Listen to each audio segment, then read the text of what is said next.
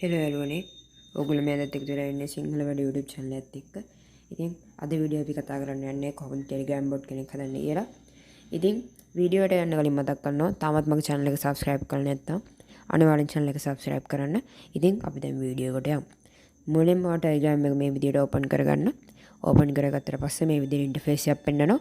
ඉතින් ඔයගොල්ලන්ට මේ පේන group එක තමයි මගේ group එක. ඉතින් පළවෙනි description එකේ මේ group එකේ link එක තියෙනවා. ඉතින් ඔයගොල්ලන්ට join වෙන්න පුළුවන්. මේකේ users ගාන ඇඩ් කරන ප්‍රමාණය මගේ බොට් එක දැම්මත් ඔයගොල්ලන්ට තෑගි දිනන්න අවස්ථාව ලැබෙනවා. ඉතින් දැන් මම join වෙලා usersලා වැඩ් කරගන්න. හරි ඉතින් අපි දැන් වීඩියෝ එකට යමු. ඔයගොල්ලන්ට Telegram bot කෙනෙක් හදන්න නම් මුලින්ම basic instructions අවශ්‍යයි. ඉතින් ඒක ඔයාලට ලබා ගන්න පුළුවන් Telegram එකේ inbuilt option එකක් තියෙනවා. ඒ තමයි bot father. ඉතින් bot father ගන්න නම් ඔයාලට search bar එකේ bot father කියලා මේ විදිහට search කරගන්න වෙනවා. ඉතින් මෙතන bot father කියලා ගොඩක් context තියෙනවා. ඔයාලට මේක තෝරගන්න ඕනේ verify වෙච්ච bot father. ඒ verify වෙච්ච bot father තමයි හරියම bot father. ඉතින් එයාව පෙන්නන්න නම් මේ tick mark එක පෙන්නනවා. ඉතින් එයාව click කරගන්න. ඉතින් ඊට පස්සේ මේ විදිහ interface එකක් තමයි ඔයගොල්ලන්ට පෙන්වන්නේ. මෙතන පෙන්වන්නේ යාගේ introduction එක. ඉතින් introduction එක තමයි ඔයගොල්ලන්ට පෙන්වන්නේ. ඉතින් දැන් ඔයා start කියන button එක click කරගන්න. ඉතින් ඊට පස්සේ මේකට මැනුවල් එකක් පෙන්වනවා. මේ මැනුවල් එකෙන් තමයි ඔයාගේ බොට් එක සම්පූර්ණයෙන්ම හදන්න ඕනේ. ඉතින් මේකට කරන්න පුළුවන් වගේ බේසික් කමාන්ඩ්ස් ටික හදන එක විතරයි.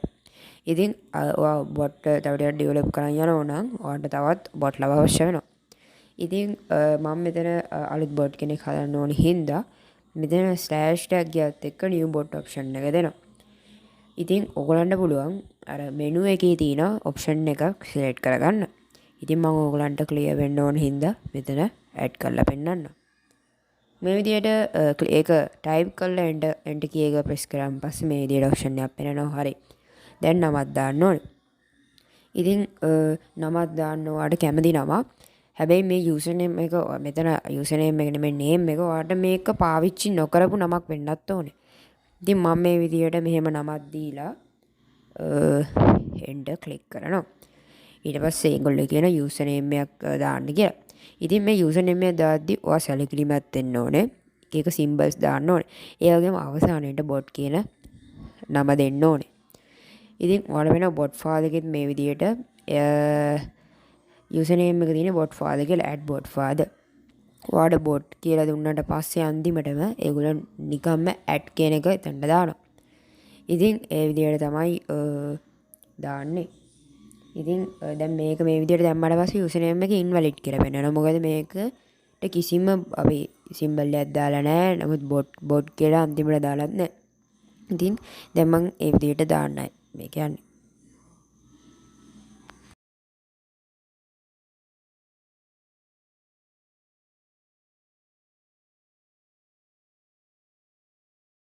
විදිහට දැම්මට පස්සේ මේ විදිහට ඒගොල්ලෝ අපිට message එකක් වෙනවා. ඉතින් මේ message එක ඔයාගේ bot එකේ නම world wide නමක් දෙන්න. එතකොට ඒ නම මේ විදිහට t.me කියලා දෙනවා. ඉතින් මේකේ ඔයාලට token එකක් එනවා. මේකට කියන්නේ API token එකක් කියලා. ඉතින් මේ token එක ඔයා copy කරගන්න ඕනේ. මේක copy කරලා කාටවත් යවන්න එපා. මොකද මේක ඔයා යවුවොත් ඔයාගේ bot කොච්චර original වුණාට වැඩක් නැහැ. ඒකෙන් එයාට ටයිප් කරලා හරි copy paste කරලා හරි මේ bot එක පාලනය කරන්න පුළුවන්. ඉතින් මේක කාටවත් එවන්න එපා. මේක personal දෙයක් විදියට තියාගන්න. ඔයාගේ bot ගේ නම එකවරක් touch කරලා මේ විදියට ඔයාගේ bot ඇතුළට යන්න. මේ විදියට start command එක දෙන්නෙමු.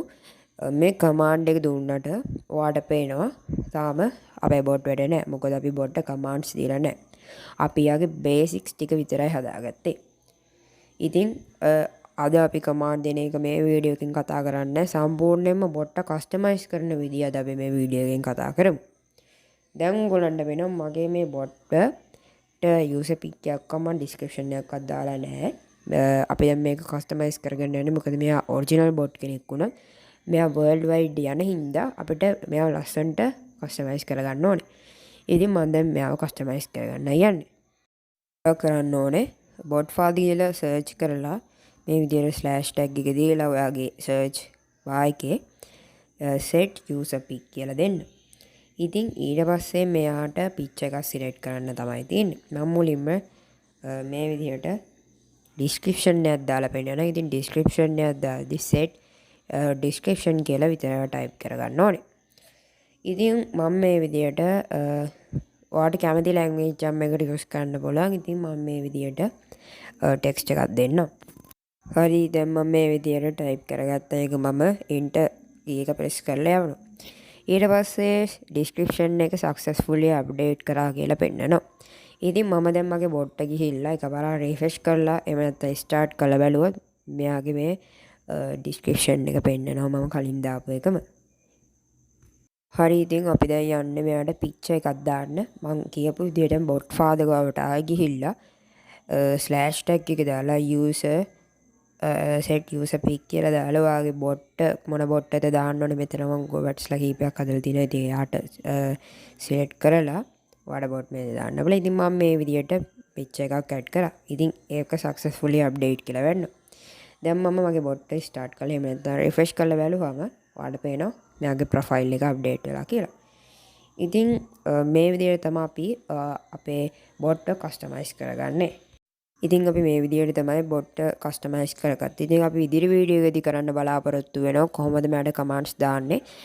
ඒ වගේම තවත් දේවල් දාන්න කොහොමද කියලා. ඉතින් channel එක subscribe කරන්න අපි තවත් වීඩියෝ එකදී හමු.